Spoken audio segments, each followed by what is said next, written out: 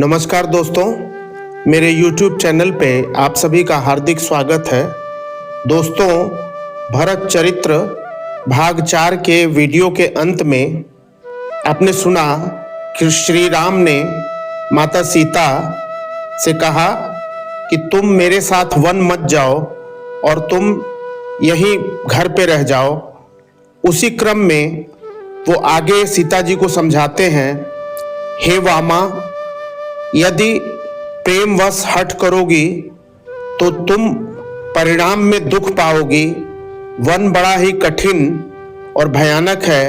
वहाँ की धूप, जाड़ा, वर्षा और हवा सभी बड़े भयानक हैं। रास्ते में कुछ कांटे और बहुत से कंकड़ हैं। उन पर बिना जूते के पैदल ही चलना होगा।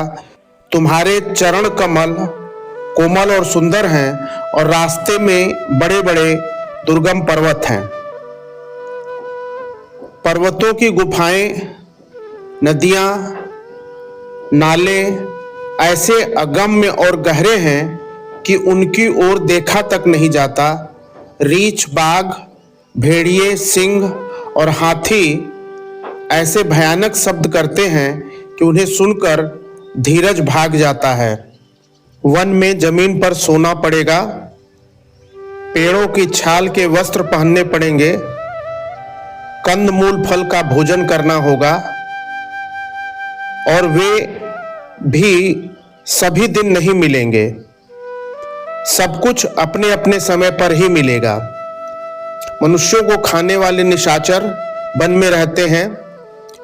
वे करोड़ों प्रकार से कपट करते हैं। वन में भीषण सर्प, भयानक पक्षी और स्त्री पुरुष को चुराने वाले राक्षसों के झुंड रहते हैं। वन की भयंकरता याद आने पर मात्र से ही धीर से धीर पुरुष भी डर जाते हैं। फिर हे मृगनयनी, तुम तो स्वभाव से ही कोमल हो। हे सीते, तुम वन के योग्य नहीं हो। तुम्हारे वन जाने की बात सुनकर लोग मुझे अपयश देंगे, बुरा कहेंगे। मानसरोवर के अमृत के समान जल से पाली हुई, अतः हे चंद्रमुखी, अपने हृदय से वन जाने का विचार निकाल दो और तुम घर पर ही रहो। वन में बड़ा कष्ट है। श्री राम जी के ये वचन सुनकर सीता जी के सुंदर नेत्रों में जल भर गए और उन्होंने माता कौशल्या के पैर पकड़ करके कहा, हे देवी, मेरी इस ढिठाई को क्षमा कीजिए। मेरे स्वामी ने मुझे वही शिक्षा दी है जिससे मेरा परम कल्याण हो, परंतु मैंने मन में यह समझकर देख लिया कि पति के वियोग के समान जगत में कोई दुख नहीं है। हे स्वामी, आपके बिना स्वर्ग भी मेरे लिए नरक के समान है। हे नाथ, जहां तक स्नेह और नाते हैं, पति के बिना स्त्री को सूर्य से भी बढ़कर तपाने वाले हैं। जैसे बिना जीव के देह और बिना जल के नदी, वैसे ही हे नाथ, बिना पुरुष के स्त्री है। हे नाथ, आपके साथ रहकर आपका चंद्रमा रूपी मुख देखकर मुझे समस्त सुख प्राप्त होंगे। हे नाथ, आपके साथ पशु पक्षी मेरे कुटुंबी होंगे, वन ही मेरा नगर और वृक्षों की छाल ही मेरे वस्त्र होंगे। उदार हृदय के वन देवी और वन देवता ही मेरे सास ससुर होंगे। कंद मूल और फल ही मेरे आहार होंगे और पहाड़ ही अयोध्या के सैकड़ों राजमहलों के समान होगा। हे नाथ, आपने वन के बहुत से दुख और बहुत से भय, विषाद और संताप कहे, परंतु हे कृपा निधान, वे सब मिलकर भी आपके वियोग से होने वाले दुख के समान नहीं हो सकते। ऐसा जानकर हे शिरोमणि, आप मुझे अपने साथ ले जाइए, यहां मत छोड़िए। हे स्वामी, मैं अधिक क्या विनती करूं, आप दया के सागर हैं और सबके हृदय के अंदर को जानने वाले हैं। हे स्वामी, यदि 14 वर्ष तक मुझे अयोध्या में रखेंगे तो जान लीजिए कि मेरे प्राण नहीं बचेंगे। क्षण क्षण में आपके चरण कमलों को देखते रहने से मुझे मार्ग में चलने की थकावट नहीं होगी। हे प्रियतम, मैं सभी प्रकार से आपकी सेवा करूंगी और मार्ग चलने से होने वाली सारी थकावट को दूर कर दूंगी। आपके पैर धो करके पेड़ों की छाया में बैठकर प्रसन्न मन से हवा करूंगी। पसीने की बूंदों सहित श्याम शरीर को देखकर प्राणपति के दर्शन करते हुए दुख के लिए मुझे अवकाश ही कहां रहेगा।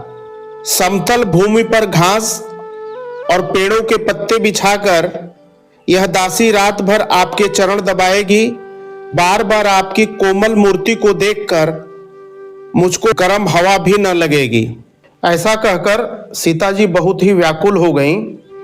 उनकी यह दशा देखकर श्री रामचंद्र जी ने यह जान लिया कि हठ पूर्वक अगर इनको रोकूंगा तो ये जीवित नहीं रहेंगी।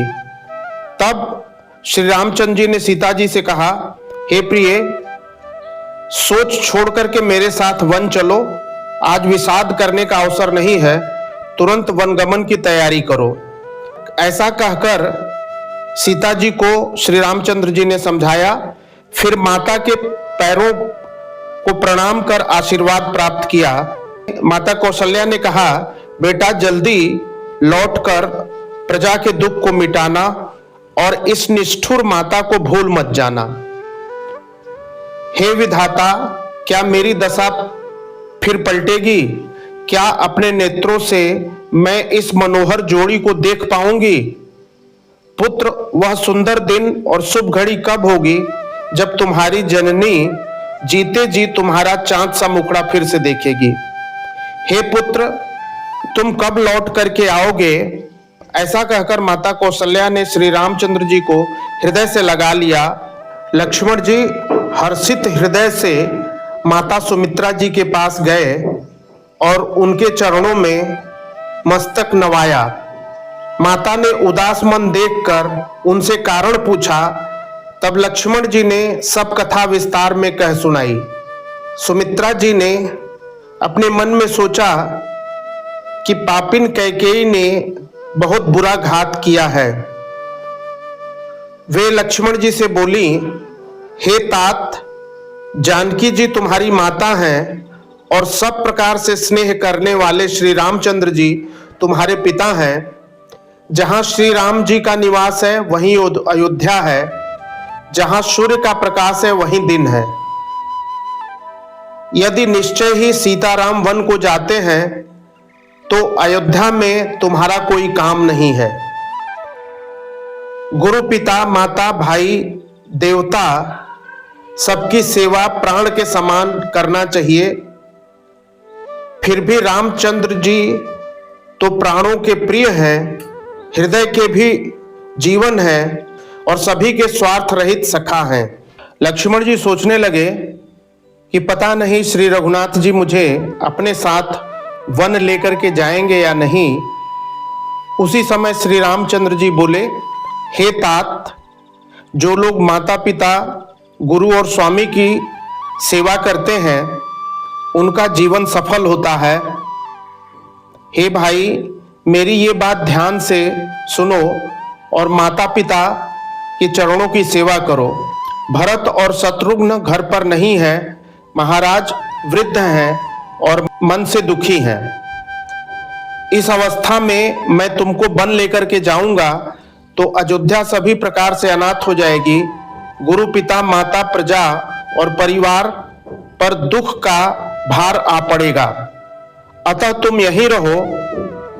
और यह सुनकर के लक्ष्मण जी बहुत ही व्याकुल हो गए और उन्होंने श्री राम जी से कहा, हे नाथ, मैं आपका दास हूं और आप मेरे स्वामी हैं, अतः मुझे छोड़ करके वन में न जाएं। हे प्रभु, मैं आपका छोटा बच्चा हूं, आप विश्वास करें मैं आपको छोड़कर गुरु पिता माता किसी को नहीं जानता। तब दया के सागर श्री रामचंद्र जी ने लक्ष्मण को हृदय से लगा करके कहा, हे भाई, जाकर माता से विदा मांग आओ और जल्दी वन को चलो। रघुकुल में श्रेष्ठ श्री राम जी की वाणी सुनकर लक्ष्मण जी बहुत आनंदित हो गए। लक्ष्मण जी हर्षित हृदय से माता सुमित्रा जी के पास गए और उनके चरणों में मस्तक नवाया। माता ने उदास मन देखकर उनसे कारण पूछा। तब लक्ष्मण जी ने सब कथा विस्तार में कह सुनाई। सुमित्रा जी ने अपने मन में सोचा कि पापिन कैकेयी ने बहुत बुरा घात किया है। वे लक्ष्मण जी से बोली, हे तात, जानकी जी तुम्हारी माता हैं और सब प्रकार से स्नेह करने वाले श्री रामचंद्र जी तुम्हारे पिता हैं। जहां श्री राम जी का निवास है वहीं अयोध्या है, जहां सूर्य का प्रकाश है वहीं दिन है। यदि निश्चय ही सीताराम वन को जाते हैं तो अयोध्या में तुम्हारा कोई काम नहीं है। गुरु पिता माता भाई देवता सबकी सेवा प्राण के समान करना चाहिए। फिर भी रामचंद्र जी तो प्राणों के प्रिय हैं, हृदय के भी जीवन है और सभी के स्वार्थ रहित सखा हैं। अतः हे तात, उनके साथ वन में जाओ और अपने जीवन को सफल बनाओ। तुम्हारे ही भाग्य से श्री राम जी वन को जा रहे हैं। अपने मन से समस्त विकारों को त्याग कर मन वचन और कर्म से श्री सीताराम जी की सेवा करना, और तुम वही करना जिससे वन में तुम्हारे कारण श्री राम जी और सीता जी सुख पावें और माता पिता परिवार नगर की यादों को भूल जाएं। माता सुमित्रा के चरणों में सिर नवाकर हृदय में डरते हुए लक्ष्मण जी वहां से चल दिए और वहां पहुंचे जहां श्री रामचंद्र जी सीता जी के साथ विराजमान थे। श्री राम जी और सीता जी के सुंदर चरणों में वंदना करके वे उनके साथ राजभवन में आ गए। इसके आगे का वृत्तांत मैं भरत चरित्र भाग 5 में प्रस्तुत करूंगा। धन्यवाद।